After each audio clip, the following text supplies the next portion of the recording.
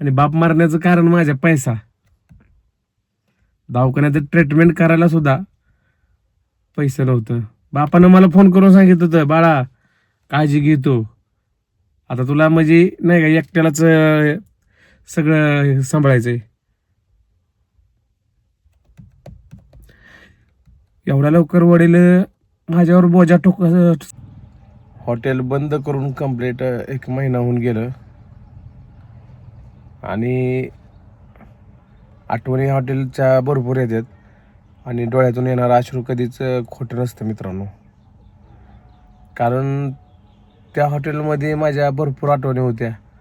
तिथं मी दिवस घालवलेला, प्रत्येकाला भेटलेलो, प्रत्येकाला वेळ दिलेला, प्रत्येकाला हसून खेळून राहिलो तिथं प्रत्येकासोबत. कामगार सुद्धा मला विचारतात, मालक तुम्ही हॉटेल परत न चालू करा. इच्छा तर मनापासून खूप होते, पण अडचणीच तशा आल्या त्या आपल्याला. एवढी बेकार आता मानसिकता बिघडली ना मित्रांनो,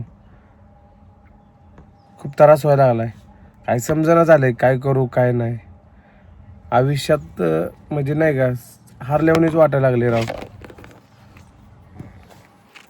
कधी कोणासोबत रॉंग वागलो नाही मी, नेमकं माझ्यासोबतच असं का होतंय.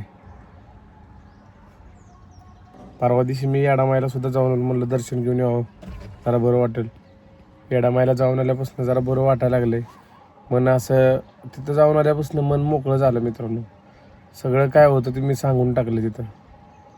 माझ्या अडचणी जर माझ्या सॉल्व झाल्या तर खरंच मित्रांनो मी लय म्हणजे नशीबवान माणूस म्हणायचं. खूप दुःख होतं हो हॉटेलकडे बघितल्यानंतर.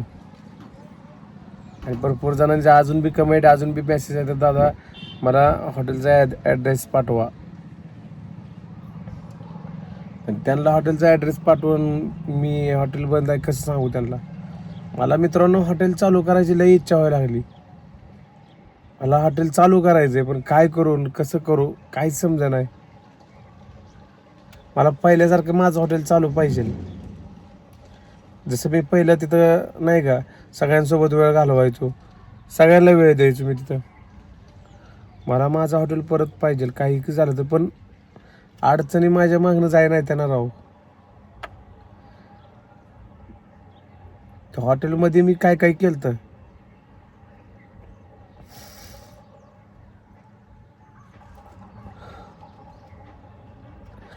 सगळ्यांना वाटतंय नाटक आहे.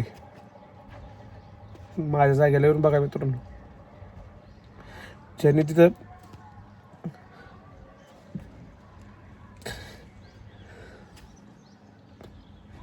नाटक नाही करत.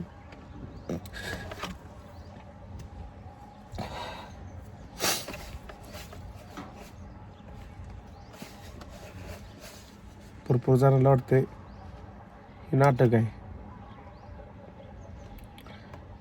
नाटक असलं असतं तर मी सारखं व्हिडिओ टाकत बसलो असतो. महिना झाला व्हिडिओ टाकलेला ते मी हॉटेलचं, त्याच्यावर मी आज टाकायला लावलो.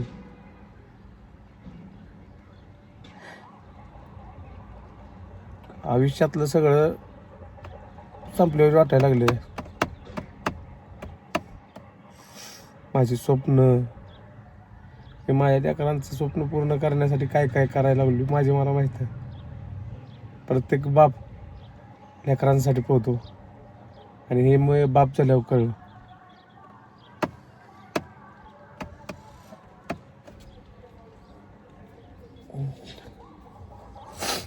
आता खचून नाही जायचं. येडामाईचा आशीर्वाद माझ्यासोबत आहे.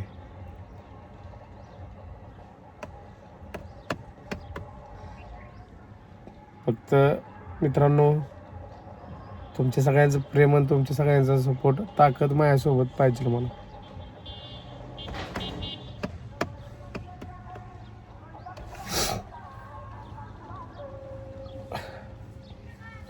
आता सुद्धा असं वाटतंय की जावं हॉटेलमध्ये जाऊन बसावं. मी काय करू मला खरंच समजत नाही.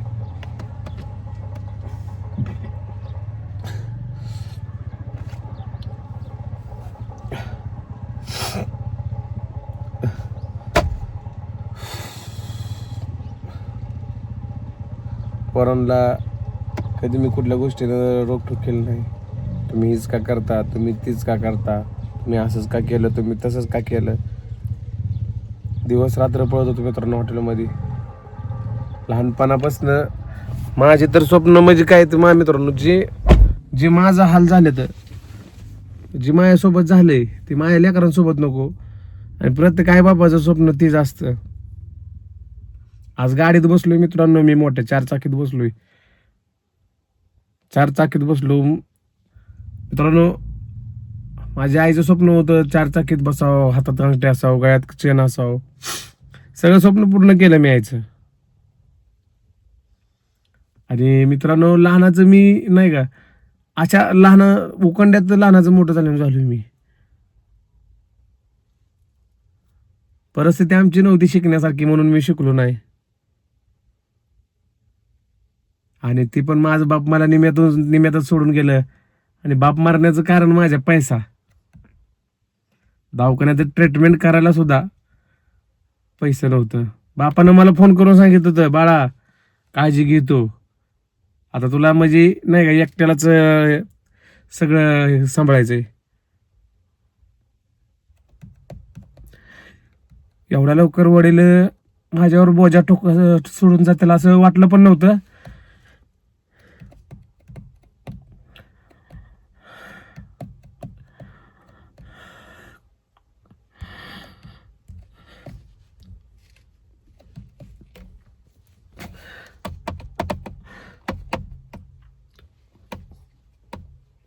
बाप नावाची छत्री डोक्यावरून गेली ना मित्रांनो ओढून,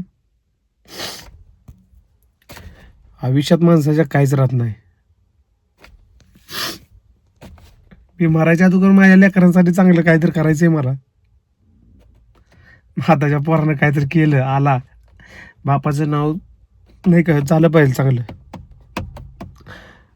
लहानपणापासून भरपूर नाव ठेवून घेतले ती. अश्रू डोळ्यातलं पाणी कधी खोटं नसते मित्रांनो.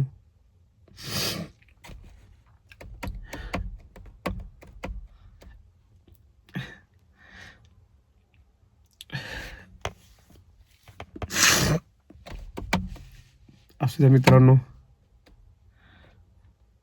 तुम्ही माझ्यासोबत राहा फक्त. आई अडामाईचा आशीर्वाद तर माझ्यासोबत आहे. काल जाऊन मी आशीर्वाद घेतला आई साहेबांचा. खूप भारी वाटलं मित्रांनो. भरपूर जणांच्या कमेंट होत्या, येडामाईला जावं, तुम्ही येडामाईला जावं, तुमचे सगळे प्रॉब्लेम सॉल्व्ह होतील. तर मी काल दर्शन वगैरे घेतलं, मस्त झालं दर्शन माझं. आई साहेबांनी एकदम माझं म्हणजे आई साहेबांच्या दारात गेल्यानंतर माझं मन प्रसन्न झालं. माझ्या डोक्यातलं सगळं टेन्शन निघून गेलं. माझी इच्छा आहे मी पुन्हा एकदा माझं हॉटेल जोमात चालावा. आणि कसं करू चालू करायसाठी, काय करू, त्यांना रिक्वेस्ट करू.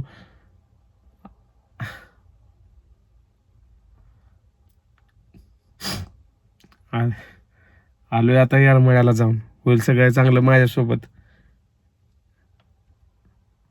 मित्रांनो मला व्हिडिओ काढायची इच्छा पण नव्हती, पण नाही का पहिल्यापासून मी तुम्हाला फॅमिली मानलंय, तुम्हाला सगळ्यांना शेअर करायचंय म्हणून मी हा व्हिडिओ काढलाय. रडू कोणापाशी, घरच्यांपाशी रडलो तर खचून जाईल.